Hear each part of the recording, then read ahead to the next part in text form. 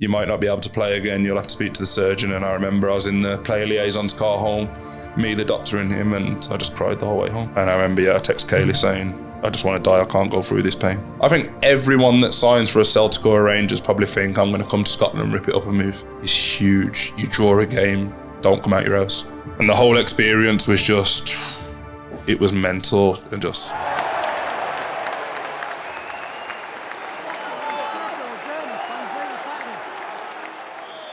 Welcome back to Talking Transitions. Today's guest is current Rangers footballer Connor Goldson.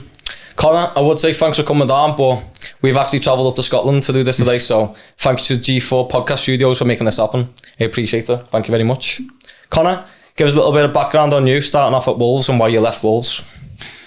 No, as a young boy, I think I was at Wolves from the age of 8 till about 13, I think.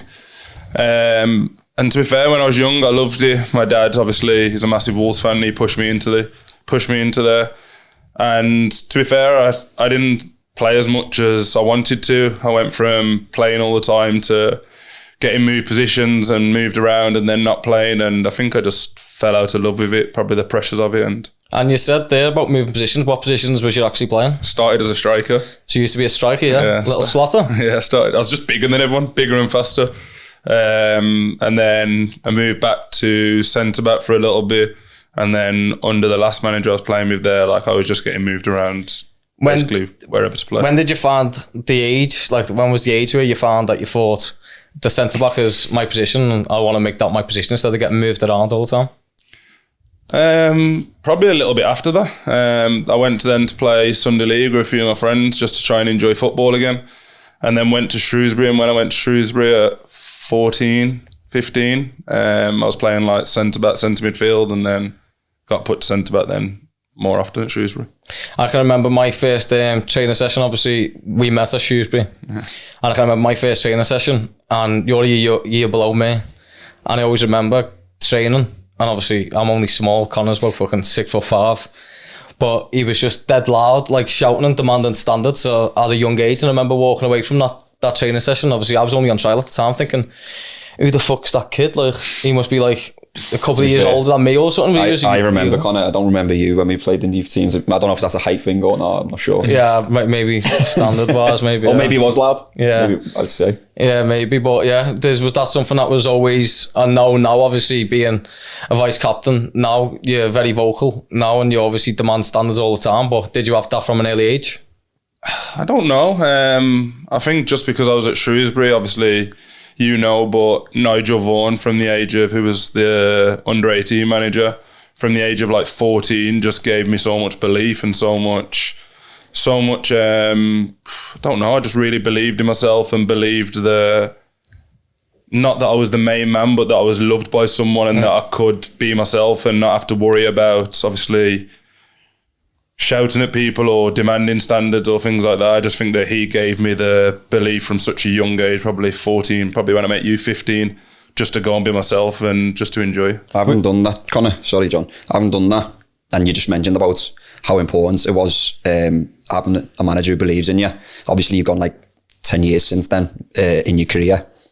And obviously, there's been loads of highs. How important do you think having a manager who believes in you is as a footballer to give huge, massive. Even for me personally, I love it. I've been in both situations and I can tell you which one obviously I like more, but I think especially as a kid, obviously I'd been at Wolves and the last manager there probably didn't like me, probably preferred other people, and then I went to Shrewsbury and it wasn't even my manager, it was obviously the under-18 manager. So from 15 I was with the under-18s playing games, then from 16, obviously, he pushed me then into the reserves and obviously left when I was 16 after a few months. But I just think he gave me the belief in myself and the love from him, who at that time he seemed like the biggest person at the club, obviously, when you're a kid. Nigel was obviously a key role in our careers, really. I spoke about it before in our podcast. If it weren't for Nigel, I wouldn't be playing, because it was the time when the manager at the time for the first team, Gary Peters, wanted players coming through the youth team who were 6 foot above. And Nigel said he thinks that there's going to be a chance that the first team manager's going to get sacked. And obviously, if he didn't, I wouldn't be playing football now. Yeah. So Nigel had that belief in me, but we still keep in touch with Nigel now, don't we? And yeah, I still speak to him now. He still speaks to me, messages me after games, sends me text messages. It was amazing. Like, he used to come and pick us up from our houses, and if my mum couldn't take me, he used to drive from Telford to Wolverhampton, pick me up, take me to Shrewsbury, or take me to wherever the game was. In the minibus when we lived at Wolford, used to take us back home on a weekend. It was just... Did he do that for everybody, or did he take like a bit of a shine into it? No, I think, to be fair, he'd done it for a lot of people, but at the same time, I knew he took a shine to a few boys, and I think I was one of them, John was one of them. Like, he not knew what we could be, but he obviously seen something in us that... Saw the potential in you. Yeah, that he wanted to try and get the most out of us. Yeah. Speaking about our youth team days, I can remember a day when we was in Walford College where we all used to stay. And there was a group of us, I can't remember how many it was, just say 6 of us in the room. And we were talking about this at the time, before we've even kicked the ball for the first team. We're on £70 a week or something like that. It's big dough, that. Well, it might have been... Speak for yourself. I was on 55. I was on 45. Like, I mean, I went even on a special contract. No, I wasn't even getting paid. My fucking dad was paying me for these things, so don't worry about that. But yeah, just say we was on £50 a week or whatever. Like I said, we haven't kicked the ball for the first team. And we were having conversations about, like, where do you think we'll get to? And obviously... Shrewsbury were in League Two at the time, and Connor had self-belief back then, and he was saying, like, at 23, 24, I want to play in the Championship and then Premiership and stuff like that. And I remember, like, the lads started laughing and all that, but where did that self-belief come from, and did you genuinely believe that was going to be the case? And what were them? Like, what were the goals that you said that you was going to make? No, I don't know if I genuinely believed it, but the true story behind that was one of my friends that pre-season, we done the off-season together. Sammy Morsey, who's now the captain at Ipswich, and we were both from Wolverhampton. We done the whole off-season together, like training every day, playing 5-a-sides on the night, then gym. We used to like 2-3 sessions a day, and I remember he gave me a book called Mind Gym, and it was the first time I read this book, and it's just like an athlete's book, and it was saying how you have to set goals and you have to... How old was you then? 16. My first year. So, did you? Where did this mindset come from? Like, at 16 to have a book to say to another 16-year-old? Yeah, no, he was a year older than me, right, so He nearly fucking ruined my career, by the way. To be honest with you, I remember playing him for Thomas Telford, was it? Yeah. In the national schools. That was my school. And yeah, he was fucking brilliant, to be honest with you. But to have a mindset at 16 to be going, or 17, saying, have a read of this, it'll help you. I don't know, maybe he got given it by someone. Because he had like played a few games in the first team as a second year scholar at Port Vale. And I don't know, he gave me that book, and I remember like I was writing down goals in the youth team, like when I started the youth team, and like I was doing like visualizing before games. I used to do that, and I don't know, I just got quite obsessed with the book and believed in it. And then when I wrote down these goals, and obviously boys in the youth team asked me about, like, we were just having a general conversation, where do you think you play? I just remember saying I'll play in the Championship by 22, in the Prem by 24, and I said I'd play for England by 26. So you actually put age restrictions on it as well. Yeah, so and you hit 22 and you played in the I Champions. hit the first 2. I didn't hit the second one. Didn't get to play for England, but you reached all the other goals that you said, didn't you? Yeah. What other nationality are you? Jamaica. Jamaican? Yeah. So, I had the message a few years ago after we won the league, and it was too hard. We play so many games here. Like, I was playing 60 games a season. Yeah. To then, obviously, I've got kids now, to then go and leave my kids on international breaks and go and play for Jamaica. To be fair, my nan and granddad on my dad's side both died before I was born, so I don't have that much of an affiliation. So I feel like I should leave it to people that do. Yeah. Going back to the youth team and then breaking into the first team, we spoke about it before, but like, we used to put so much effort in to become a first team footballer. We used to be the first ones out, the last ones in every day. Luckily, we had coaches that was helping us and putting in the extra time with us to help us become first team players. But I remember there was a group of 4 or 5 us before the training started. We used to go out and do boxes of possession, getting our feet ready, getting used to being in tight areas, getting used to getting closed down in small areas, trying to become better. And we spoke about it recently that, like, we don't really see it that much now with younger players. Why do you think it's changed so much now? I think there's 2 parts of it. I think the first one's money. Obviously, we come through even when we're professionals at Shrewsbury. I remember my first professional contract was £90 a week. So same. Isn't it mad though? Because at that time, you used to be able to make that £90 last forever. 100%, yeah. But then you're on £90 and there's boys in the first team on, I don't know, $2,000 a week or $3,000 a week. Like, you see the incentive to work harder. Nowadays, I think it's too easy for kids to earn money. And then at the same time, I think social media takes away the professional part of footballers. I think they see all the nice things, but they don't see the hard things. They don't see the hard work. They just see the flashy lifestyle, the cars, jewelry, and I don't blame them for going down, getting like sucked into that and enjoying that, but I just don't think they really realise what it takes to be an actual it's difficult, professional. Because when I don't want to sound like one of those old people, but when we was coming through, there was those older pros who were horrible, weren't they? Yeah. Do you know what I mean? So you couldn't come in like that. You couldn't. I don't know what it's like now in the dressing room. I'm obviously can't do it anymore. I'm not in it, but can't be audible anymore. And I find it really hard to be like. To be fair, John, I speak to him quite often. He says he always speaks to the younger boys, and I find it quite difficult now because I just think they're so different to me.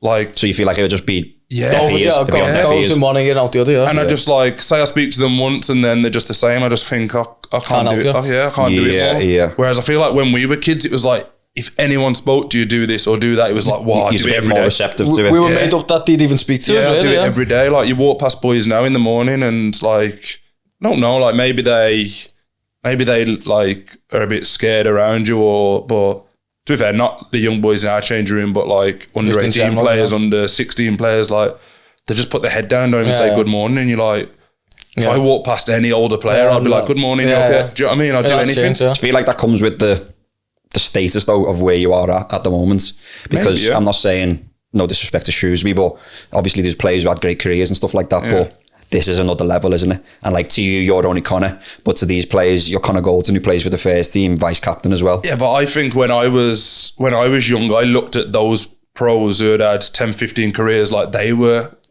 unbelievable, and they were, do you know what I mean? Like, there was only at Shrewsbury, but that's where I was, and they're playing, and we used to look up to them like they were. I can remember we were in the shower. One day we were in the shower, and I think it might have been David, maybe going to Vegas. And we were talking about how much it costs to go to Vegas and stuff like that. And obviously me and Connor were fucking skint. And we were saying, imagine we got to go to Vegas, lad. We could go. Me and Connor was planning our head. We could go. We could just get a caravan or something, like not even stay in a hotel and try and make this money last, like to go to Vegas and all that. But that's just what happens. Like we were just made up. I think you only know what's in your environment, don't you? Do you know what I mean? So also at Shrewsbury, I remember boys on $2,000 a week, like, oh my God, imagine you could ever get $2,000 a week. Yeah. Oh my God, I could live off that forever. Like, it's amazing. And then, so you only see what's in your environment. Like, we used to look at them like they were unbelievable. Yeah, it's all relative, isn't it? Yeah. Well, breaking, it took a while for you to get into the first team with your chances. Obviously, we've spoke before, but a young centre-half, I think it is harder to get into the first team than me that broke into the first team earlier as a winger. It's easier to throw a winger in than a centre half, especially when we're playing in the lower leagues. But when you finally did get your chance, when Mickey Mellon come in, you had a full year playing in League Two. You got League Two Team of the Year. You got promoted, and then you eventually got your move to Brighton, which was well deserved. But talk us through that year of your first full year of playing week in, week out, and was your captain? Vice captain, but taking on that leadership role at such a young age as well. Yeah, it was weird. Like Mickey Mellon was unbelievable because obviously you remember, but that summer there was talk of me going to West Ham to the 23s and I hadn't signed a new deal, and then we didn't know who the manager was. And in my head, I remember, I don't know what I was on. Was I on maybe £250 a week, maybe by then £300 a week? And I remember my agent at the time saying, you can go to West Ham in the 23s on $1,000 a week, maybe, or £1,500 a week. And I was so excited by it. And then Mickey Mellon come in and literally sat me down like this and was just like, you'll be the main centre half, you'll be my vice captain, sign a new deal, I'll sign you next year. And I just walked away and I was like, okay, I'll sign it. And then went up to the chairman, signed the new contract. And again, that's what we spoke about before. Like, he was a manager that put that love into me straight away and said, like, you're going to be my main centre back. And he did. He trusted me for the whole season. Did you understand like the difference of playing in 23s and first team? How much it would help your career in different ways at that time? Yeah, obviously I still played probably before that, like 70 odd games for the first team. Okay, yeah. But they'd more been in batches of, like, Graham Turner got sacked. I played like 25, 30 games at the end of that season. A few like a year before, maybe 15, year before, maybe 10. So I'd been around the first team for a good few years. But I don't know, maybe when your agent calls you and says, like you see these days, don't you? Your agent calls you and says, this could be happening. I held out with a contract, and then I think I probably needed Shrewsbury to say, like, now you're ready, now you're going to play every week. And he did. He came in, sat me down, and he stuck to his word and gave me all the confidence. And then from the start of that pre-season, I knew it was up to me to repay them.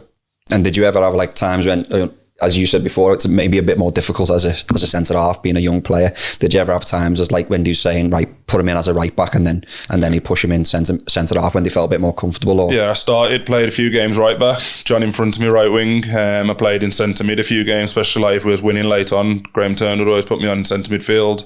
But it was hard because I felt like I was good enough to play, but the areas that were my weak points, probably heading physically at that point. I hadn't obviously become a man yet. Yeah. But then the older centre-halves who were there, that was their strong points, and that's what Graham Turner liked. So it was obviously difficult to break in, but I felt like at that point then, I was 21 maybe. I felt like I was ready then to... Especially in that position as well.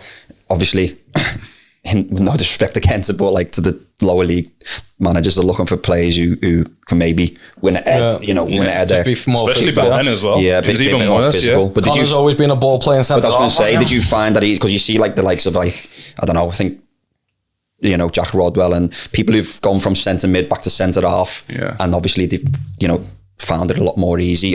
You got more time, everything's in front of you. Yeah. Did you find that transition so much easier, having played in centre mid and right back a little bit more, or?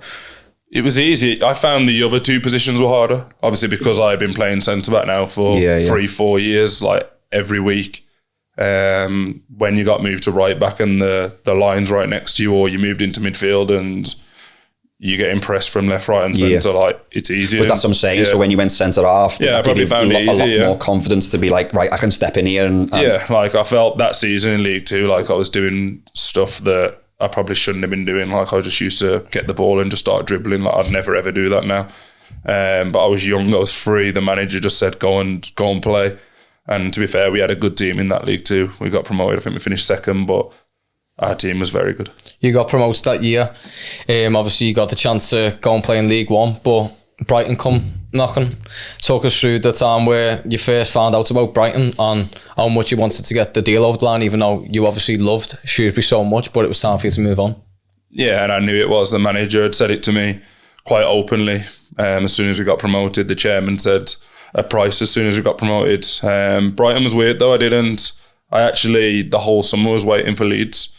I went and met Uwe Rosler at like 6 o'clock in the morning in some hotel. And then Leeds bid once and Shrewsbury said no. And then, I remember I played, I think the first couple of games of the season, League One, and then I got told, I think we played Blackburn in the Carling Cup away, and I got told that Brighton were coming and they watched that game and then put a bid in 2 days later. And how did it go down with the manager at the time? Yeah, not that well.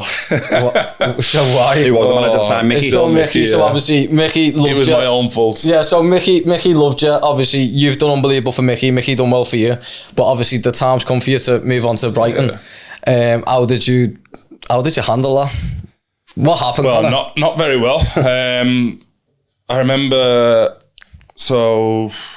I can't actually remember. I remember I was out with my wife now, girlfriend, and we're seeing Tom Bradshaw who come through our youth team. He was you in Costa or something? Was it? No, I was in a restaurant. I think it was the Boathouse, something like that. Yeah. Oh, he was in a Boathouse. I was in there, and I was talking about the team, saying, I don't know if we're as good this year. He's saying we can get promoted again, but from the way we've started, I can't see it. And Mickey Mellon's wife, I didn't know, was behind me in the queue. No way. So then the day later, Brighton bid for me, said no, rejected it. My agent said, you're not playing on the Tuesday. So then I had to go in and say, I was stupid. Naive at the time, but obviously your agent's telling you, so you a young lad, you go to this stupid. I went in and said that I had a tight hamstring, and he just absolutely hammered me on the phone and said, you better tell your agent, if we don't get this money tomorrow, I think it was 650 or 700 grand, then you're not going anywhere the whole summer.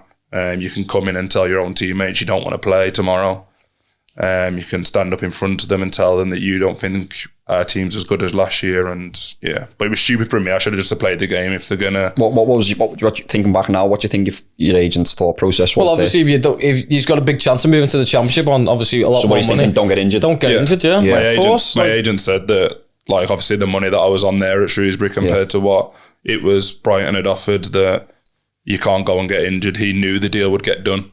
And literally that night in the middle of the game, I got a text saying, pack your bags, you're going. So he knew it was getting done. It was just a matter of time. And he said, there's no point in risking it. Which, it's hard, isn't it? It's a hard situation. You understand, obviously, but at the same time, I didn't want to argue with the manager looking back now. I've been lucky. Like, he came to Dundee up here. So I've seen him numerous times and he's been amazing. I mean, I don't think anyone would blame anybody in that situation. Do you know what I mean? It's like life-changing, not only financially, but also to help your career go on again. I mean, obviously it's not ideal as the manager, but at the same time, I can understand. I've never been a manager, but I can understand why you do that. Totally understand. I mean, imagine he breaks his leg, God forbid, broke his leg that night, and then not, the deal's done. Oh, totally get it. Things like that sometimes only come once, innit? But thankfully, obviously, it went through, and obviously you've kicked on again from there, haven't you? But John mentioned the Brighton deal coming through as well, and I don't know if it's not public knowledge, is it? How no, that's moving on, isn't it? But obviously, you've played for Brighton as well, and then you've gone to play for Brighton in the Premier League as well.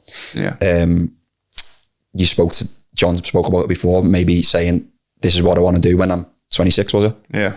You got there. How did it feel though? Because every footballer's dream is to play in the Premier League, and then obviously for the country as well. But playing in the Premier League is a different level. You've gone from League Two.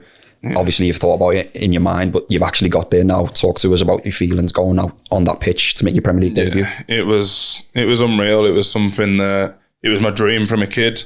I don't know. I always had envy of a lot of my friends that played in like good academies and Birmingham's, Wolves, Aston Villa's, and I don't know, it just made me work even harder to get there. And when I did, it was actually weird because I played against one of our friends up front, Andre Gray, who I've known since we were 7. We played for my dad's first Sunday League team together, and then we played against each other in the Premier League on my debut. So it was special, and it was all I ever wanted, and it was a good day. You got man of the match, and obviously, like you said, you were playing against Andre.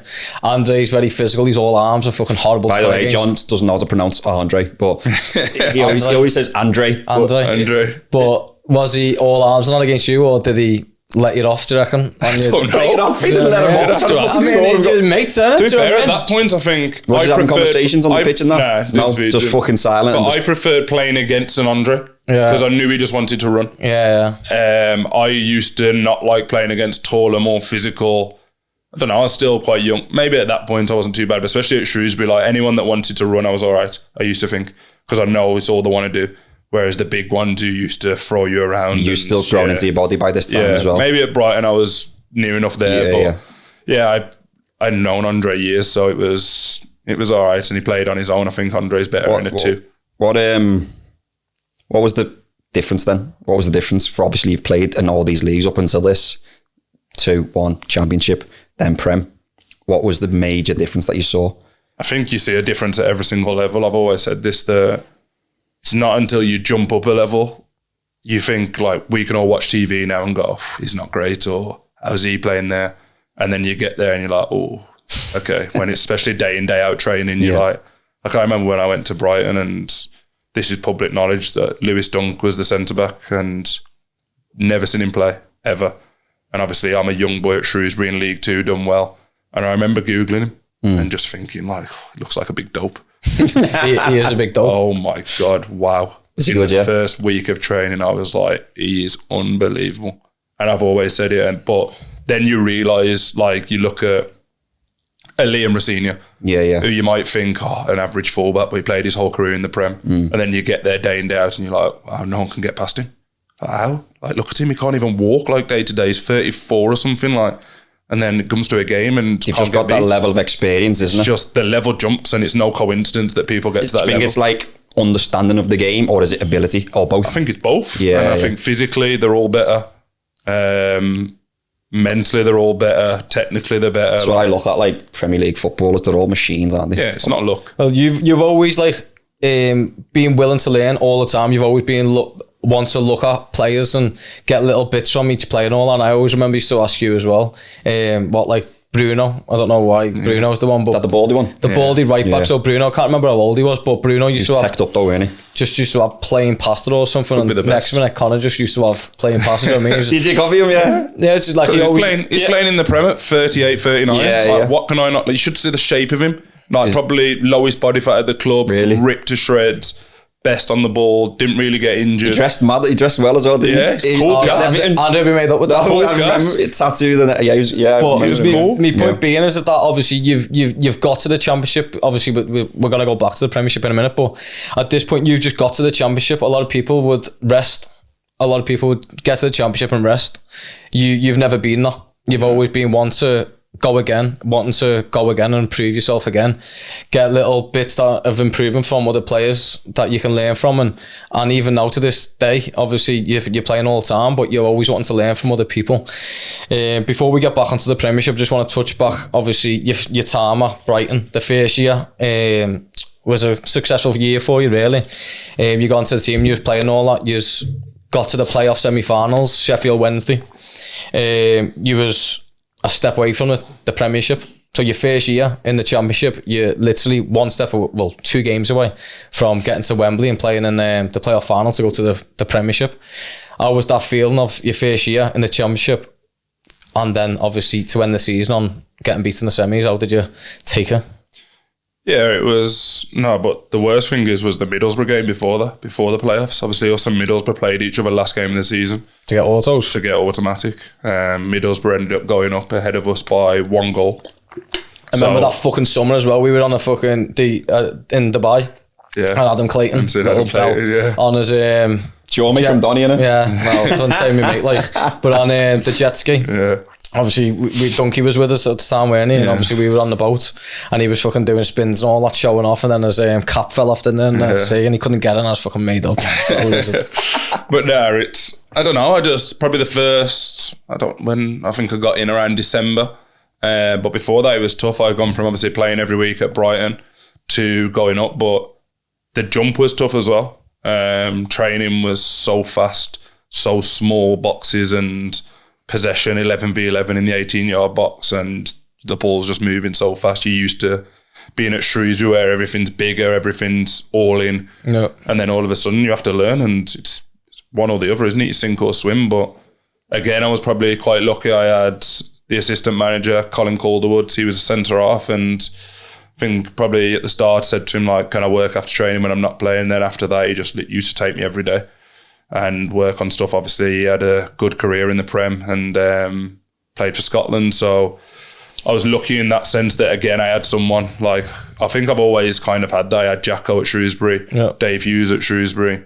Then I had Col at Brighton. So the thing is, though, I don't think that's a coincidence, to be fair, because I don't think people want to help people who aren't receptive to actually getting help. Do you know what I mean? Yeah, no, 100%. So obviously they've seen something in yourself, potential, albeit, but also, an openness to be like, right, he will come out, and because they only want to help people who want helping, isn't it? So no, I get that, but I don't know. I just thought, okay, I'm not ready for it, but I've got to adapt to it. No one else can help me adapt to it. Like, it's on me. Yeah. I wanted this jump. I wanted to get to this level. So now I need to. And after probably 2 months, I'd say a couple of months, I was good. Like, and I felt that wherever I have got to and whatever level I've got to, I've always been able to adapt to it. Even if it takes me a bit of time, like, I'll work on adapting to it. I did. I was playing with Donkey. Obviously, before you got there, you said how much you thought he was unbelievable and all that, but then your best mates him now, but how was it playing with him? No, he's unbelievable, and I've always said that he'll play for England, and he did, but... That's what I was going to say. Did you always think that he would play for England? Yeah. And he just come through the ranks, didn't he? Yeah. Yeah, he didn't No. But it was hard for him because at Brighton, especially when we got into the Prem, he was more defending. So obviously we'll go on to, but Duffy came, and him and Duffy, like, defending the box, heading, blocking. They're both unbelievable, and both had a great partnership. But no one realised how good he was on the ball until recently when Potter's come in, Deserby's come in, and now everyone's seen how good he is. Okay, we'll go on to it now. Then that next year for you, so your second year at Brighton was a big year in your life. Obviously, you was in and out the team. Shane Duffy come in. You was playing less, and then the end of that year, I think you had a random heart scan. Talk us through that moment where you found out you needed a heart operation. Yeah, it was difficult. Obviously, Duffs came in, and like I said, I was injured at the start of the season. They signed Duffy.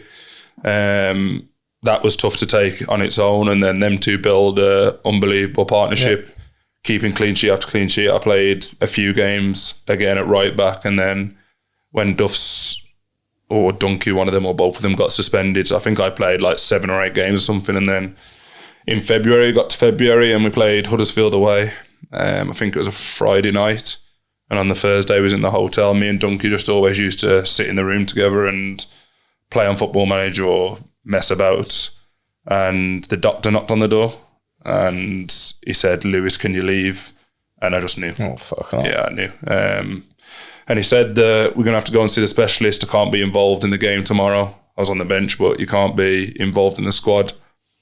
And then, it just all went from there and processed from there. You know, when you said you knew, did you know the severity of it? Or did you know something was wrong, but you didn't know actually what was wrong? Yeah, I didn't know, but it's weird. I don't know if you'll remember, but when I was at Shrewsbury, the first month of my youth team, I couldn't play and couldn't be involved because obviously it's not the same checkup there, but you have something.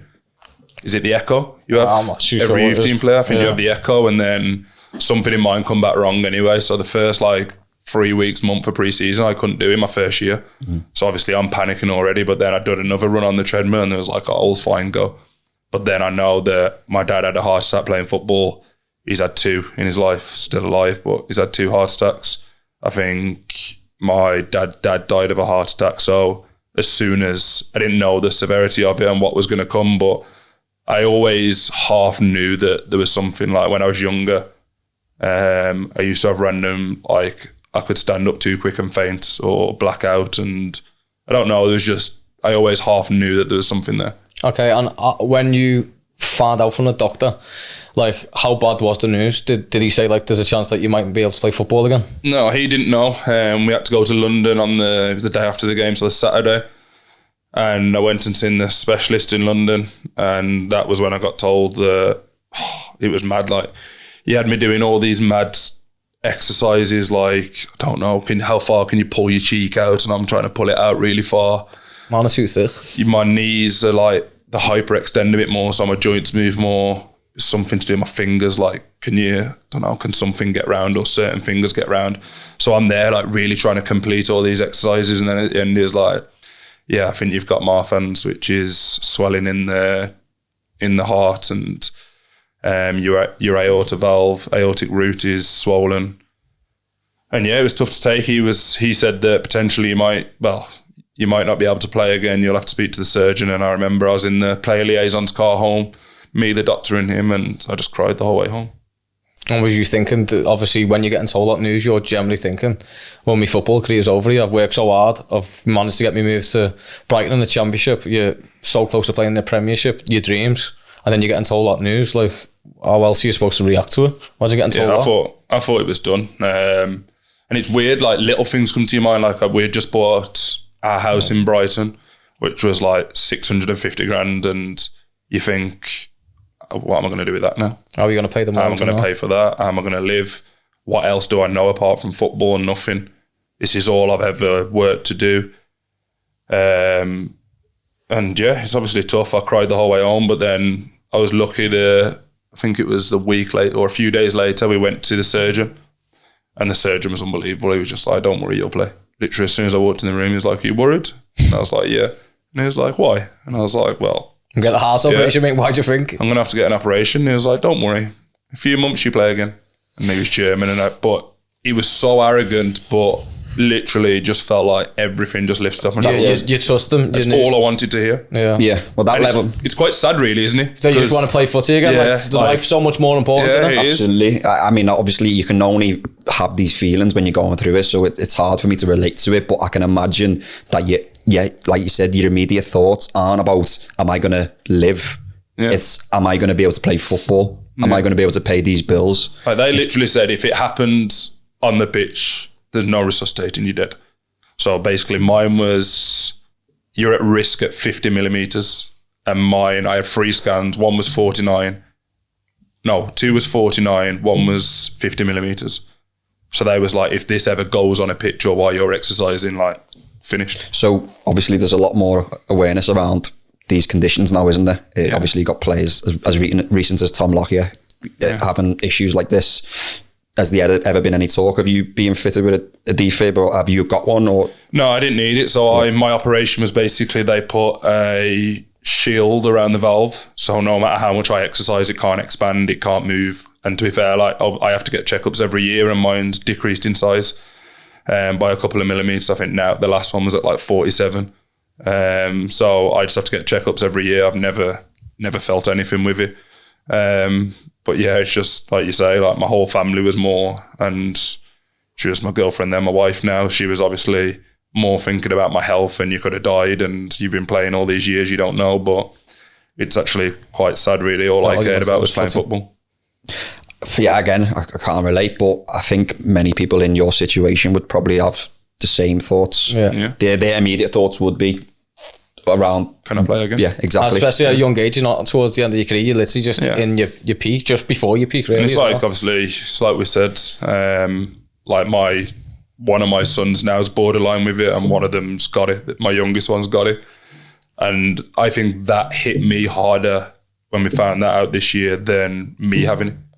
Because I just felt I just felt guilty that like I've brought him into this world with that condition, and now like he's going to have to get checked all the time. And if he ever did want to play football, or he wanted to be an athlete of any sort, can he? I don't know. Will it affect him? Yeah. Will it affect him? I don't know. I think as bad as it is, and obviously you may have those thoughts, I think they're in a more fortunate position than you was, because they've had them genetic testing, you're aware of that now. Yeah. That's a good point, yeah. I mean, yeah, you would rather that. Yeah, 100%, yeah. Like, obviously, the first feeling was, I don't know, with mine, obviously, like I said, I cried on the way home that day, but then as soon as the surgeon told me that, I had to wait 6 weeks for the operation, and it was, I cared, but I didn't care, because I knew I'm getting the operation, I'm getting fit, and I'm playing again. But with my son, it was, I don't know, it just felt deeper.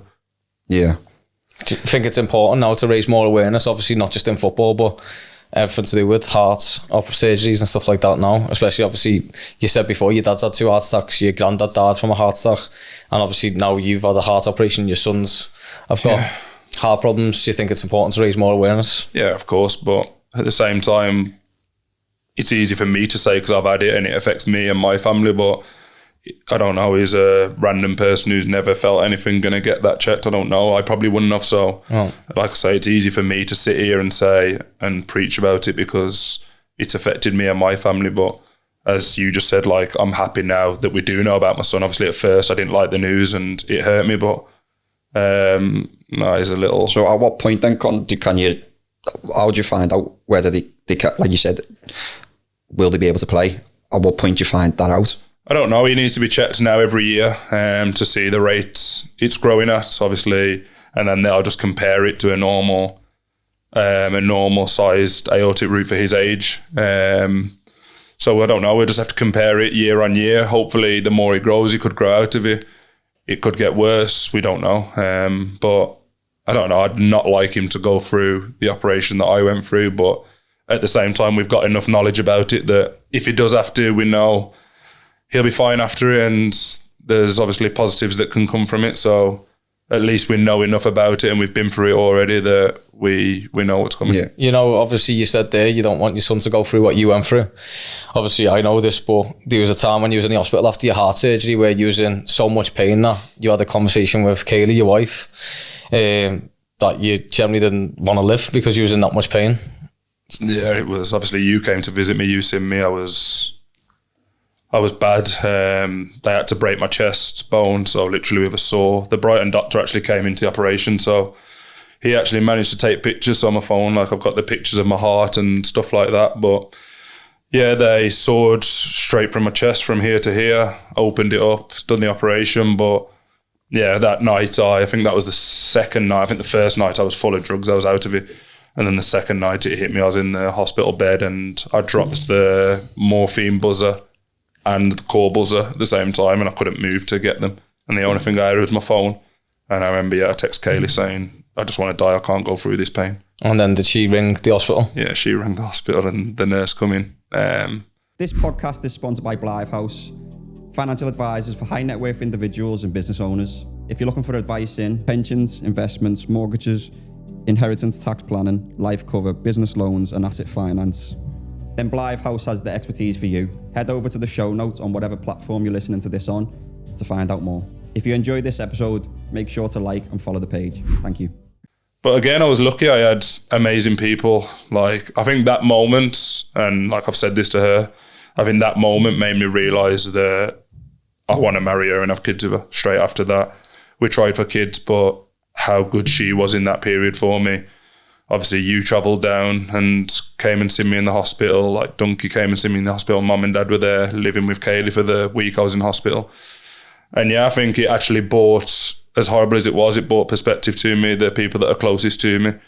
But yeah, it was obviously not nice. Yeah, comeback then, like obviously you just went through a heart surgery. Like it's gonna take something away from you. Like really, people think that, but it didn't from you. You've come back from it. Luckily Brighton got promoted to the Premiership. The next pre-season, you was thinking your chances are limited to play in the Premier League. You're a player that always wants to play football games no matter what, but especially having time off with your heart operation, it made you want to play games even more.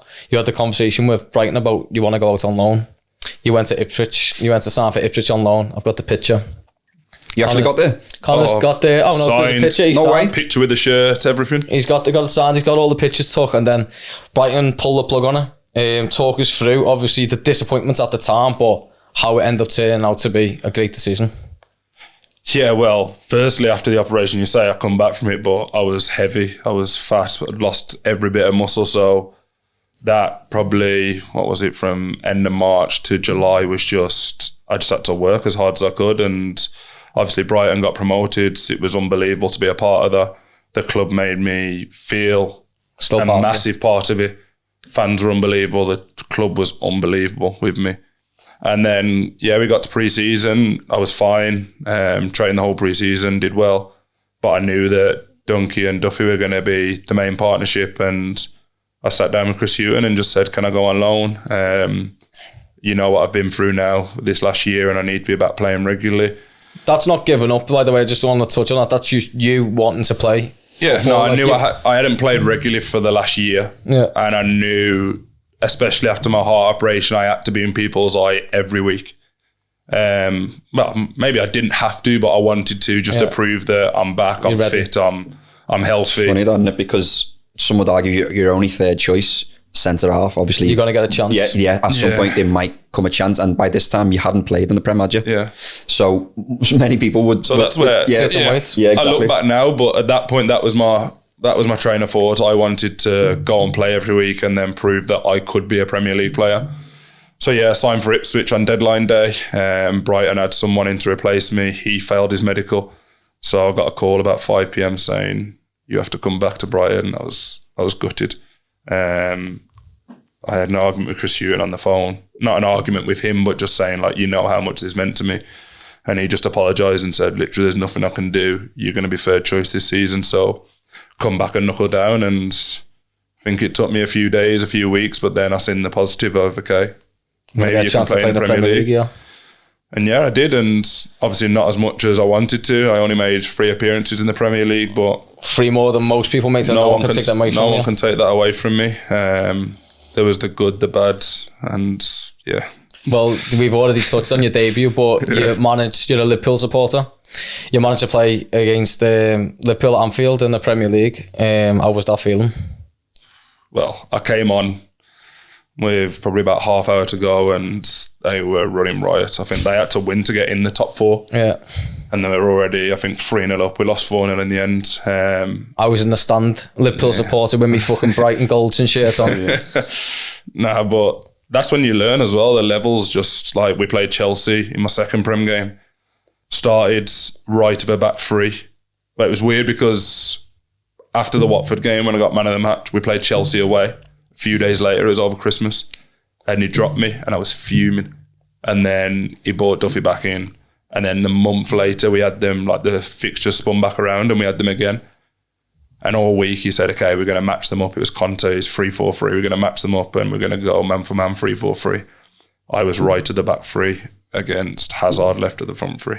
And I have never, ever, ever been so scared on a football pitch. I couldn't get near him. Do you know what's mad though? Couldn't get near him. When you're trying to bed into a team, and then also you're going up into the Premier League as well, the right of a back three, you can sometimes have that security and safety if you've got the right people around you. Yeah. Sometimes you can get if exposed. That right wing back's bombing on me. You know what I'm saying? You can get exposed pretty quickly. We just went man for man. So literally it was me against Hazard. Every time I got tight to me, flicked it around the corner and followed it. Scored doing it early. It was that goal with all the flicks, him, Batshuayi and Willian. Every time I stood off him, he turned and ran at me and beat me. And I was just like on the pitch like, whoa, how is he so... Mate, he used to turn in like one movement. Yeah, like face that way, with his back to you and just spin the ball and just be gone. The centre of gravity was ridiculous. Was there ever a time on there when you're thinking, I need to fucking injure him here or something? I kicked him in the second half. He done the same thing again. He spun me. No, and he just said, hey, bro. And I just said, sorry, bro. sorry, bro. Can I have your shirts off the game? Even that, I wouldn't ask him for his shirts. Like I regret it now probably when I'm older. I should have, but after that game, I couldn't. I think we lost 4-0 and it was... That's when you realise again the levels just go up and up and up. Well, even though you're my best mate, like you're a fucking great role model for everyone, and obviously I've always looked up to you. What you've been through is unbelievable. You've come from League Two all the way up to the Premier League, played against Liverpool on Anfield in the Premier League, especially after the heart operation. Like you're a big inspiration, mate. But after playing against Liverpool at Anfield, we need to touch on this. Rangers come knocking. You heard about Rangers, weren't you? It was the night before. Night before that Liverpool game. Yeah, so the night before the Liverpool game, you heard about Rangers, and you're sitting at home. A Liverpool supporter, Connor's a Liverpool supporter, and then Steven Gerrard comes to your house at Brighton. Talk me through the moment of, obviously, I know he ended up being your manager, but at the time he weren't your manager. He was Steven Gerrard. Him turning up at your house at Brighton to try and convince you to sign for a massive football club in Rangers. Yeah, well, like I said, it was the night before the Liverpool game. I remember I got a text saying, hi, it's Steven Gerrard, can we have a phone call? I was like, fuck off, who's texting me? Probably thought it was you and you're up. I was like, surely not. And then, I had the phone call with him the next day. I remember being at Anfield, obviously played that game and it came through the tannoy. The Rangers score last game of the season, it was Rangers 5, Hibernian 5, and I was like, what? The fuck's going on here? They need a centre half. And then, at first I was a bit like, I wasn't sure about going to Scotland. Obviously, I knew Rangers were a massive club because we had Jamie Murphy at Brighton who was a massive Rangers fan. So we used to watch the games on TV, but at I knew I wanted to leave that summer and go and play more, but I thought I was going to drop down to the Championship and get a team there. To try and get back up to the Premier League. Yeah. And then, like you said, he drove down, came to the house. Kaylee was heavily pregnant, like over a due date. So he was meant to meet in Birmingham. I couldn't move because of Kaylee. So he came to Brighton and... you asked him if he wanted a bottle of water and give him a fucking 5-litre bottle of water. I gave him a 2-litre bottle of water. I still don't realise why that's weird. Like people think that's funny, and I don't realise. You want a bottle of water? People or John? No, everyone does. Everyone usually, if you ask for a bottle of water, and we've asked for a bottle of water today, we get a bottle of water this size. No, he just said, Gerrard, if he wants a bottle of water, give Gerrard a bottle of water. No, he was just like, I just take a glass. But no, after that, like he came, he spoke to me and Kaylee for like 2 hours. What did he say to you to convince you to go to Rangers then? Again, probably what I wanted to hear and what I needed to hear at that point, that you're going to be the main centre half, and there was a massive rebuild happening and he wanted me to be a main part of that.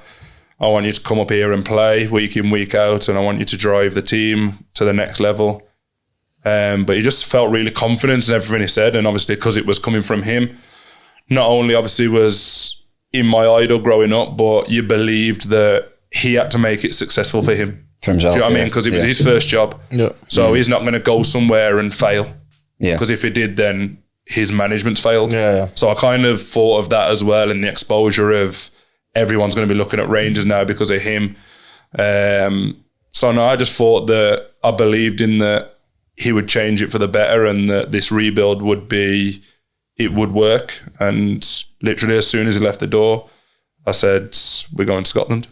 Had you had any kind of encounters with him before this point? Or no, first time I'd ever met him. Or like not played against any of his teams or any of them? I was sweating before it came. Like, it was... So it's funny, isn't it? Because like obviously at this time you're not playing loads, and for him to say, right, I'm travelling to the and you're going to be the number one as well. I always wonder, like, who's finding Connor on Gerrard's team? I actually know how it happened because Liam Rossini, the whole manager now, who is my teammate at Brighton, he went on a coaching course with Mick Beale, and they said maybe the positions they're looking for, and he was like, come and sign Connor Goldson. Like, not he should be playing at Brighton, but he's been really unlucky, and like, go and sign him. So then they must have looked at clips then and gone, okay. Did you thank Liam after? Yeah.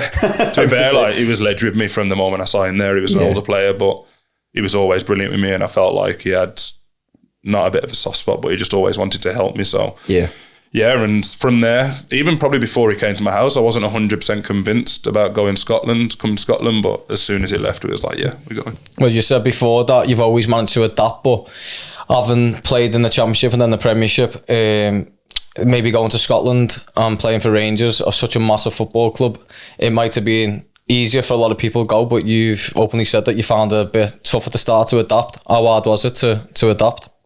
Yeah, it was hard. Obviously, I'd gone then like 18 months, without being a regular week in, week out. And it was, then you go into play European game Thursday, league game Sunday, league game Wednesday, league game Saturday, European Thursday, league game Sunday. And I was just like, it makes you respect the top boys that do it every single season and play 60, 70 plus international games. Like, as I said, I'm a Liverpool fan. You might sit at the TV and go like, he was terrible today. But when you realise what he's doing week to week, that's what makes them pros. And I felt like at the start I was good in the European games. So I remember like we played through the qualifiers, Villarreal first, and obviously top occasions, and I felt good in those games because it was more football. And then we came to some of the away games in Scotland after playing on a Thursday, and I was like, who am I? What am I doing? Got bullied a few times and wasn't used to the league. People are spinning it behind you, long throws, direct football, and I wasn't used to it. Obviously, I'd been at Brighton where we tried to play all the time, and all the teams you play against try and play, and I just wasn't used to the football. So again, I had to adapt differently then to that football. So was the SPL harder than you thought when you first came over? 100%. And I think everyone that signs for a Celtic or a Rangers probably think I'm going to come to Scotland and rip it up and move. Yeah. And there's so many that don't, so many that fail. The pressure of it, the size of the club is huge. You draw a game, don't come out your house. There's no point.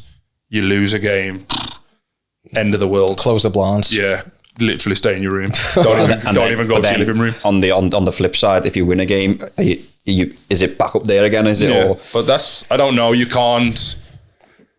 I found it probably hard at first. Like, I remember my agent saying, get a public Instagram, and I did it. And then after a few years, I was just like, what am I doing? Like, you post when you win for what? For adulation of people that don't know you. Do you know what I mean? And then when you lose, you don't post, or you might get a comment and you read it and think, oh. It's just too much. And I was just like, what am I doing? It's like an emotional roller coaster a bit. I'm off it. I've never done it before. Just don't do it. What about, so John's always said that you like kind of worked hard off the pitch anyway. Yeah. But did you do anything to adapt to those constant games every 2 or 3 days where you thought like, this is me now, I'm in my rhythm? Food, probably. Food. One. Yeah. Still now, like, diet's good. Spoke to people at Rangers about what I need to eat on certain days, and then gym, I had to put weight on. I had to build size. It's weird because I've gone, probably when I signed for Rangers, I was probably about 88, 89 kilograms. I went up to 93, probably the year we won the league, I was the heaviest, and now I've come back down to 88. So I felt like I had to then because the league was physical and I had to be it. But now I know the way the game's gone with like how much running more you have to do than before, that I've had to bring it back. What's it like playing an Old Firm game, the build up to it the week before, and then obviously the day of the Old Firm game? What is it like being obviously a Rangers player? It's difficult. Not difficult, but if I sat here and said that you don't feel any of the pressure, I'd be lying. But it's more, when I first come, I used to want to play well myself. So obviously, like, when I first come, thinking about, I don't know, my own career and myself, I just, okay, focus on you, play well. Now, it's just a team. Yeah, all I care about is winning.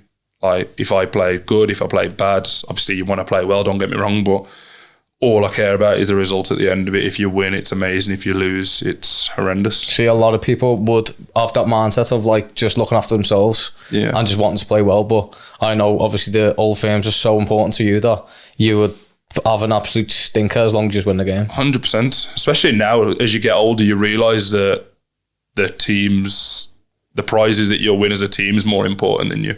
If I play well in an old firm and we lose, you lose the league, I'm rubbish anyway. Yeah.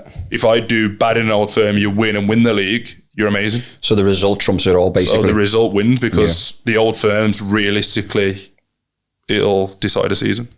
The four of them, if you do well in them, obviously you've got a big chance to win the league. If you do bad in them, then you've got a big chance of losing the league. It's mad, isn't it? I don't think there's many other leagues that kind of can be swayed either way based on 4 games. Because you play each other 4-game season as well. Yeah. Like 100% guaranteed, if not more. Like we've had seasons, we've played them 6 games in the cups. And so because you know each other so well then, Connor, how do you adapt then? Like how do you kind of approach those games? Do you know what I mean? No, but the game's different. Everyone's different. We've different, had ones where we've been the better team and lost. We've had ones where we've been the better team and won. We've had ones where we've been the probably worst team and lost. We've had ones where we've been the worst team and won. So every single one's different. Yeah. Where it's at's different if you're at home compared to being away. You know, obviously away from home, you're probably going to be under more pressure. At home, you know, your fans demand you be on the front foot and they demand tackles and they demand... Yeah, so you know what I mean? Yeah, like a tackle in an old firm's a goal. If there's a 50-50 tackle in the old firm, it's a goal. Yeah, As in, if you win it, if you lose it at home, the place will literally boo. And that's how mental it is. Like, it's crazy, isn't it? They just want passion and they want you to show that you're obviously committed and that's their life. Yeah, like, some cities are like that though. I remember when like, that is their life. Yeah. Like Rangers fans travel. I've been in the Maldives and met a Rangers fan. I've been every single place I've been, I met a Rangers fan. I said before you come, I said I was in Spain with Lunny and more people knew him than like some Premier League footballers that was there. Well, on your stag in Ocean Beach. Before, on your stag in Ocean Beach, I remember James Maddison was in there, I think the week before, the man said, didn't he? Yeah. And it was like, you've took a lot more pictures than James Maddison. And that's mental because James Maddison's top player. Do you know what I mean? Player? Like, I'm Connor Goldson. And this is what was hard as well coming up here was... You come from Brighton where you can go out, do whatever you want, be a normal person in the day. Like the city doesn't really care about football. Obviously the fans love them, but they don't really, the city's not really bothered who you are. Like you came here and it's like everywhere you go, their eyes on you. So I came here as just like this, I say average footballer, but you know what I'm trying to say, like in Brighton, an average person. So then it's like moving somewhere and playing for Man United. Yeah. Do you know what I mean? It's or playing for Liverpool or playing for Man City. Like it's like you're that famous in this country. I lived in Newcastle. It was pretty similar. Yeah. Like they already say that. I weren't playing for Newcastle at the time, but Newcastle players, I think, feel the same pressure because of the passion from the fans. Yeah. I mean, the Rangers fans are unbelievable. Yeah. I go to a lot of the games, obviously, since I've been injured and all that, but I couldn't have picked a better club to come and watch. Obviously, watching, supporting you, but like the atmosphere all the time is just unbelievable. So I'd love to do a tackle though, and like win one, obviously. That's what I'm saying. Win a tackle like scoring a goal. And like it's scoring a goal because obviously defenders don't get as much recognition for things like that. Do you know what I mean? So that will obviously give you an edge, having won a tackle to then go on the front foot again. But it sounds like every game those types of games seem like a bit like a cup match. So there's no like technical thing or tactical thing that could sway it either way. It's more like how it goes on the day or something like that. Yeah, it is. Like an old firm's just... It's what team turns up, what team wants it more, what team's better on the day, what team probably shows less nerves and braver. And that's what it comes down to. But yeah, the club's atmosphere and the nights I've had at this club, I would never have thought that I would have had in my career. In football, yeah. Like, okay, you can play in the Championship even in the Premier League at Brighton, the nights that I've had at this club or the days I've had at this club, I never thought. Yeah, well, there's only a set few teams in the Premier League where you'd probably have a similar atmosphere, isn't there? Yeah, not many Liverpool's one of them. Like, up to Liverpool. Atmosphere, games, Champions League at home, Champions League away at Anfield, Europa League nights. What's it feel like when that song comes on? Which Feel it. Oh no, no, fucking that That's Champions League song. The Champions League song. No, oh no, we speak about the Champions League song. Yeah. I think I'd cry if I ever lined up on a pitch. When that song come on, I reckon I'd cry. Yeah, it's actually mad because my first Champions League game was Ajax away. We got battered. We were poor, and so I remember when we were 12 or 13 in school, we got took to Amsterdam for like a school trip, football trip though. So our team went out there and we done like a tour of the Ajax stadium. So I remember the day before the game, we went to the stadium to look around, and like all around the pitch was like the Champions League logos and MasterCard. And I remember sending a picture to my best mate from school, and still one of my best mates now. And I sent a picture saying like, how mad is it that I'm playing the Champions League here tomorrow? Like we were here like, 18 years ago or something. Insane. There's little kids like having a tour around the stadium. That's so, and then obviously we had Liverpool in the draw, who I grew up supporting. So yeah, it was mental. Well, let's touch on the year where you got to the Europa League final. Obviously, the season in general, just to get to that final, was unbelievable. The teams that you beat. Talk us through the journey in that Europa League season. Yeah, it didn't start well. I think we lost to Lyon in the group first. Then we lost to Sparta Prague away. And then I think we drew to Bromby. I think that was the 3 people in our group away. And then Steven Gerrard left. He went to Villa. We got a new manager. Giovanni Van Bronckhorst came in. And I don't know, just tactically in Europe, he was very, very good. So then I think we beat Bromby, beat Sparta Prague, drew to Lyon, got through the group in second. Then we had Dortmund, and Dortmund was a bit like, it's a free hit, but probably going to go out. But what didn't you beat them away like 4? Yeah, so then we go to Dortmund, 1-0, 2-0, 3-0. We're like, what's going on here? 3-1, 4-1, 4-2. It finished. Jude Bellingham scored in the last couple of minutes, 4-2.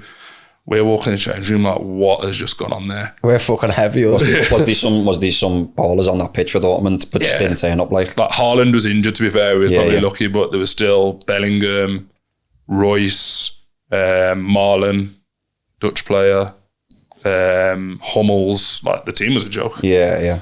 But I don't know. And then from then, that's when the Ibrox Thursday started, because after that it was Thursday night at home, the week after or 2 weeks later. I went to that one.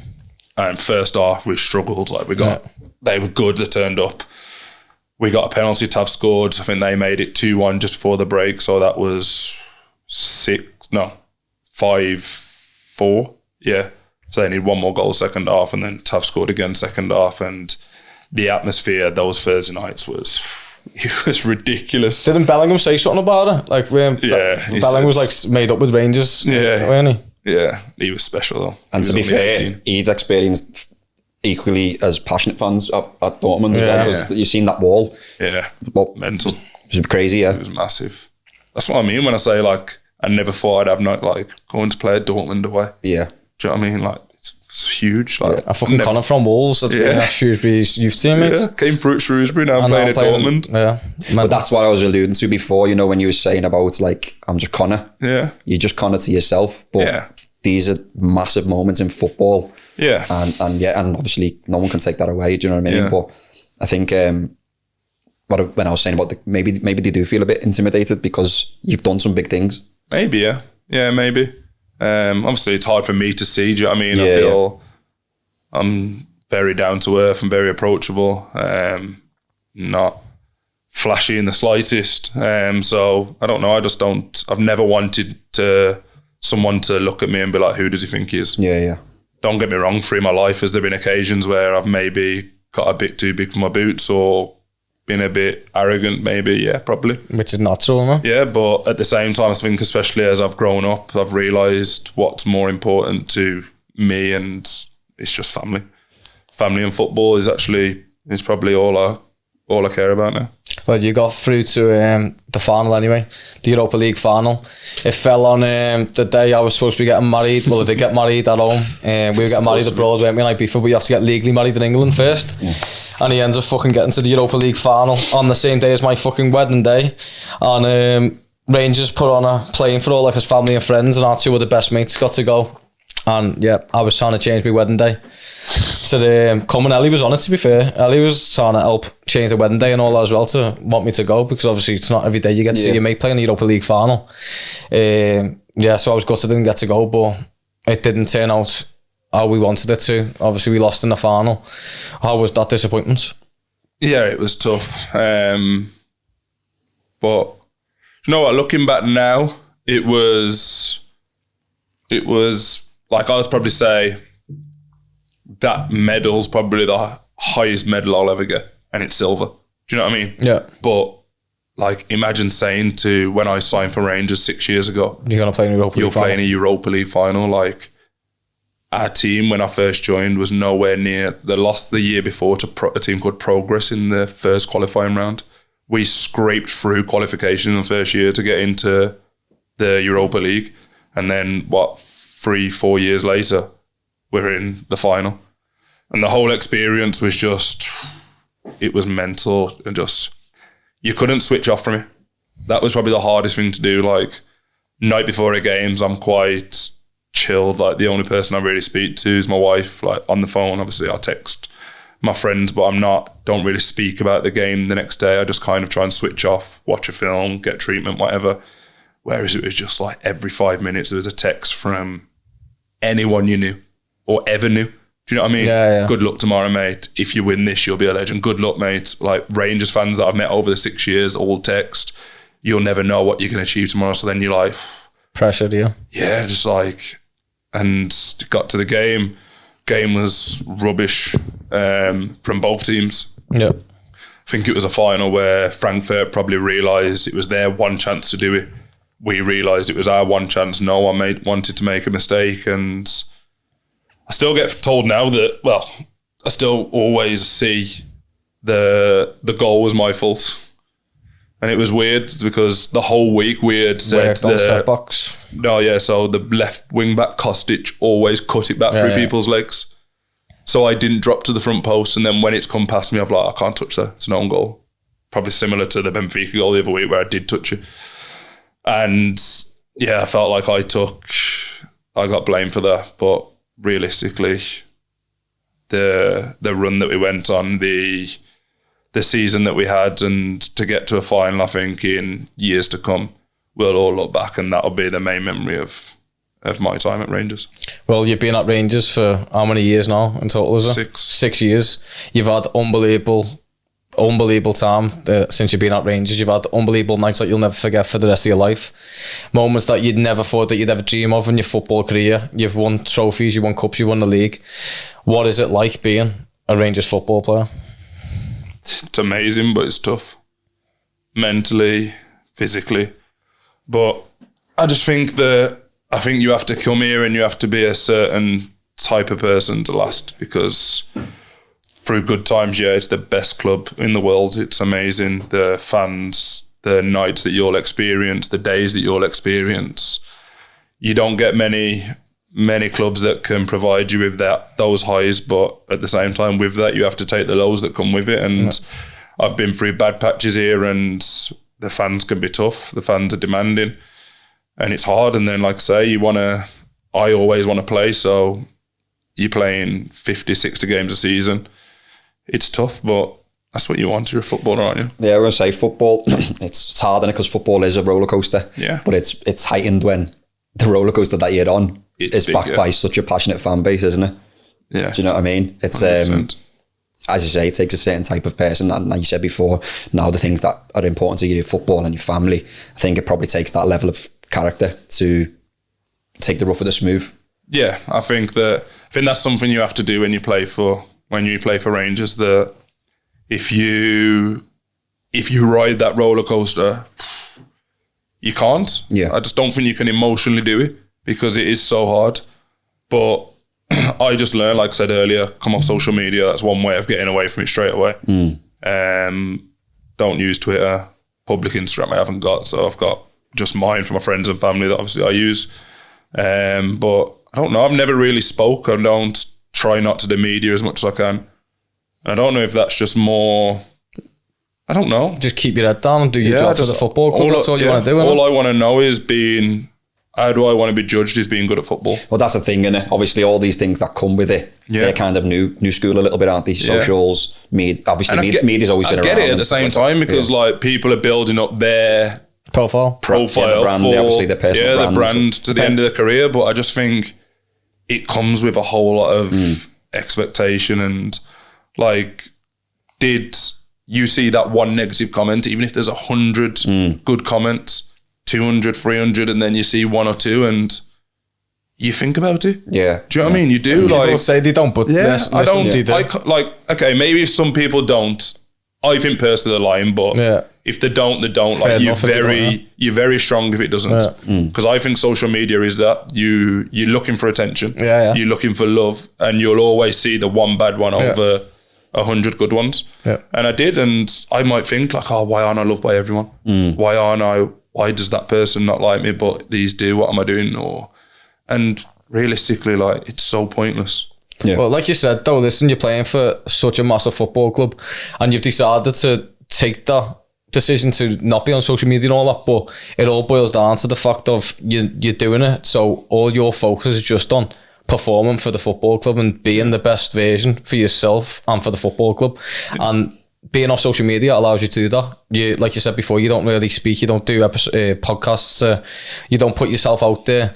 Your focus has always been on just being the best footballer that you can be on, and it's a credit to yourself because I know a lot of people aren't like that, but that's why where you are, touch wood, you don't get many injuries, you're always available. Since you've been at Rangers especially, you're literally available every single minute of every single game, bar from a handful of games, and that's down to you putting the work in every single day, physically and mentally, because like we said before, playing for such a big football club will be tough mentally. Dealing with all the losses is so hard when you're playing for such a big football club, so that's just a credit to yourself.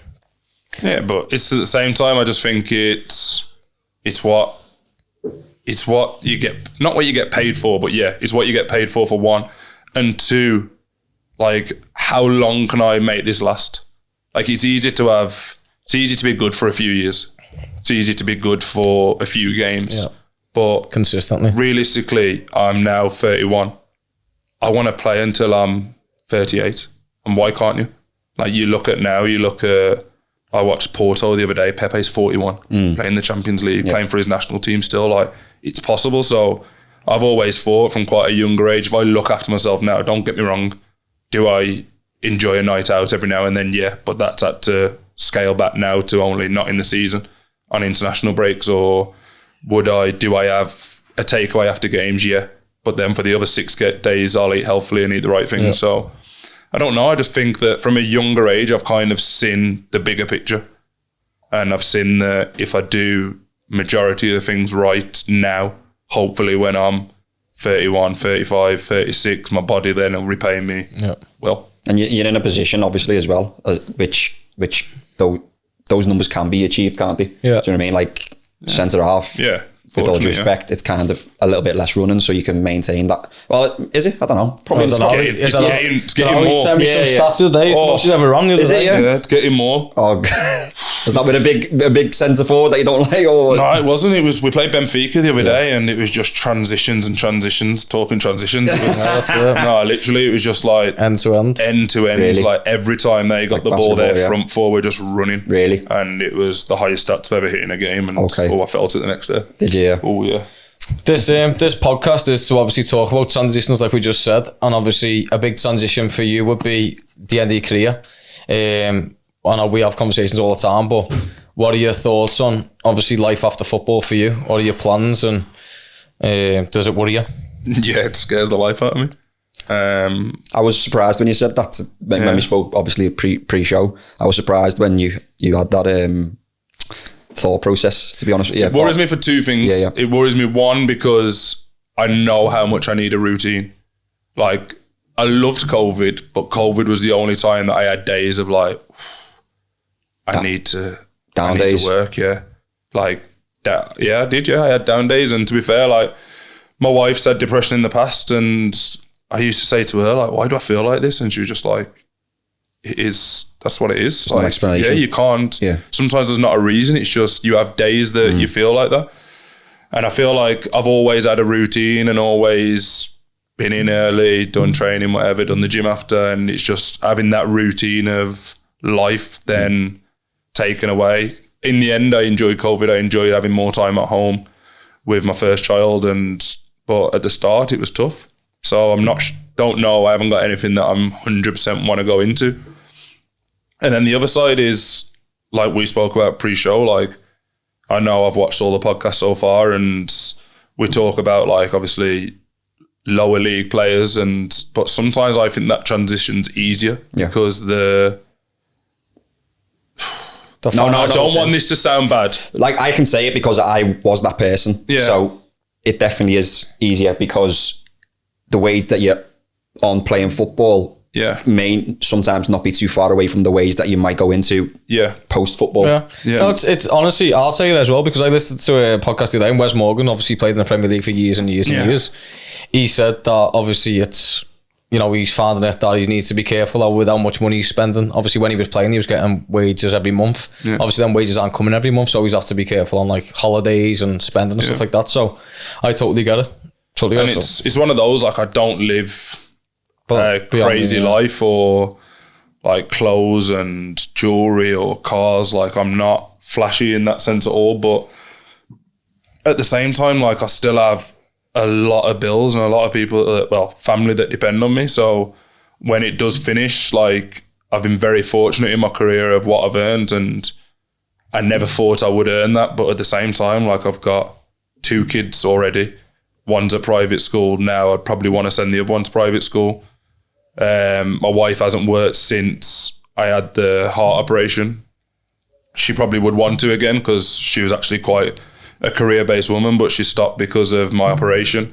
And then we had kids straight after it. So she hasn't worked, so I support her, the kids. And just, I don't know, like I don't want to change the life that I live, but at the same time, you're going to have to. It's life. Yeah. And so that scares me. Because you never know when your last contract will be. You never know when your last payday will be. And that's why I just try and work as hard as I can now. It's difficult as well, isn't it? Because, like you say, because you're at a club which demand you to focus on football so much, it's hard to explore anything else without anyone thinking it's a hindrance, maybe. 100%, actually. That's a great point. Like, I was quite fortunate that... Like I don't mind, I'll go into it, but I was quite fortunate that I went into property young. I was lucky because at Brighton we had a boy called Dale Stevens. And he used to be at Bury centre mid. Yeah, very good player. And he signed a new deal when we got promoted and it was big. And he started buying houses and he started like away trips, reading books and that. And I was like, you sit next to me in the changing room and I was like, Dale, what are you doing? Like, how are you doing all this? And he came in, gave me a couple of books to read, and this was before I had kids. And then he gave me a contact that he had to.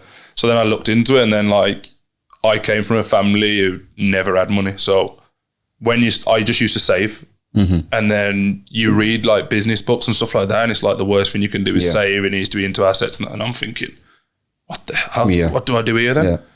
And then I started buying young, probably 24, and at first you don't really see anything from it, but over probably the 7 years I've been doing it now, I'm quite fortunate that it's starting to grow and it's starting to And would you advise, we say this all the time, would you advise young players now to start getting into property? Yeah, I say it to the young boys at football now, like they buy so much designer clothes and... They look the fucking bollocks though, don't they? It's mental though. Like, I can't justify spending $1,000 on a pair of trainers, or you've played 10 games for the first team and you've got a Rolex on, and... It depends, innit? Because obviously your focus is your family and football.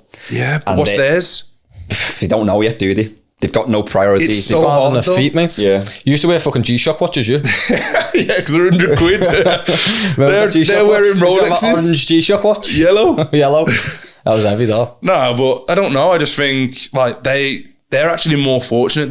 They get good money early. Earlier, yeah, exactly. Yeah. Like when we were playing, it was hard to get good money. Did you ever find yourself in a role like you found with Dale Stevens, trying to advise that, like, don't spend 10 grand on that, spend 10 grand on a property which might bring some income in or something? But I feel like it's easier with not the young boys, Players like that are playing not even playing, or like 23, 24, probably the same age I was, where it's starting to click. Yeah. Do you know what I mean? Like when you're young, you're like, I do get it. Like I wouldn't do it, but I get it. But when you start getting to probably the age I was at Brighton, 23, 24, where you start wanting to learn a bit more and you've earned a bit more money, where you're like, oh, what do I do with that?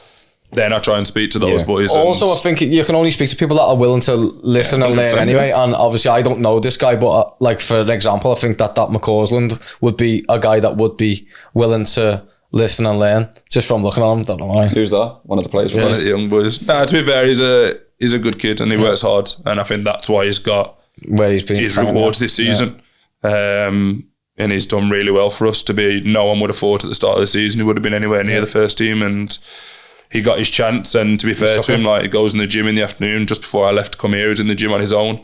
So I like that. Like that's what I think. That's what you have to do. You have to, and that's why he's playing in the first team. Yeah, because realistically, if you're not working harder than a first team player, how are you going to get in his place? No. How? Like that's the way I look at it. Like, and for me, I've always had the thing of, I'm not letting anyone work harder than me to take my place. Yeah. Do you know what I mean? Yeah. So I've never got to, like, in the team here at Rangers and been like, oh, it's okay, I can chill. Yeah. Because even now, like, I'm so scared of someone coming and taking my place. Never chill. So scared, and I think, I don't know, that's just probably lucky that we come from such a grounding of lower leagues, and like you can't come through it at Rangers, and it's easy to get. I definitely think that having those experiences of lower league stand you in good stead when you're in a better position like you are. If it's all you've ever known, you know, it's easy to get carried away, isn't it? 100%. Like that's all they've ever known, is being probably the best in Scotland because you're playing for Rangers, and you're playing for the biggest club, and you get into the first team, and you're loved by however many people. I bet your family are absolutely hail you as. Do you know what I mean? The boy of the family now. And that can be one of your biggest drivers though, isn't it? You know, that can be one of your biggest drivers, having had that experience. But like I say to them, like the moment you start dropping, it'll hit you hard. Yeah. Because then all of a sudden you're not at Rangers, then you have to, or you're not at a big club, and then they find it even harder then, because you haven't got the facilities, you haven't got the luxuries around you that we have, the gyms, the cryotherapy, the ice baths. You know what I mean? Like then all of a sudden you start going, the pitches probably aren't great. Yeah. Then you start blaming that. Oh, that manager doesn't like me. Their pitches are shit. Yeah. It's quick. We got a couple of quick fire questions to finish. Got one to start off with. What's the best day/night you've ever had at Ibrox? Leipzig. Easy. Was it? Oh. Shit is quick. That was quick. No, it was unbelievable. It was, I think the fan, like, could say win the league, but Leipzig was, the stadium literally was shaking. I had my family there, a few friends there. Like, it didn't, like, it sunk in that we were going to be playing the Europa League final. It was special. Who's the best player you've ever played against? Hazard or Bellingham. Bellingham was... Could see you special, I think, but that's only because of the age he was. Yeah. Not only because he was ridiculous. Was he built like he is now? He's a man. Yeah. He's a man. Have you seen his brother? Yeah, the way he speaks to people on the pitch, like, it was like he's been playing for 10 years, but he was literally everywhere. Was he? Yeah, he scored I think he scored both games. And he was, like, literally in the first leg, we battered them. And it was like he said, like, I need to do something here. And he just said, like, just give me the ball and I'll go and do it on his own. He's got that level of confidence. He was hammering the centre half when he was a Hummels, wasn't he? Hammering him to pass him the ball. Won the World Cup. And he was young lad. Hummels went on he was dribbling with the ball and he must have, like, passed it late or made a bad pass or something. He's like, Matt, fucking pass the ball quicker. And I'm looking at him like, that's unbelievable. He's won everything. Oh my God. He's won Champions League, World Cups, but to be fair to him, like, he backed it up. Yeah. And you see it now. Like, yeah, exactly. But yeah, he was special. One bit of advice you'd give to a young player? Work hard. It's the only advice. No matter what situation you're in, I feel like you're the only person that can change you. I know, obviously, I watched your last episode, and like you were saying, like how sometimes you can't do anything. You might not get picked. You might not, like, it's not in your hands, basically. I think it is. Yeah. I think your whole career is in your hands. Okay, one manager might not like you, but another one will. And that's why I say work hard. It's easy to say, oh, he doesn't like me, I'll stop working. Yeah. Why? It's your career. It's only you who can change it. So if you don't work hard, then when you go to a manager that does like you, what's he going to think? You're going to be even less the way than you already was. So when people say, oh, like, it's someone else or it's not me, I think it's always you. Well, thank you very much, Connor. No, absolutely brilliant episode. Thanks so much. Yeah. Thanks for having me. Cheers, mate. Thank you. Thank you.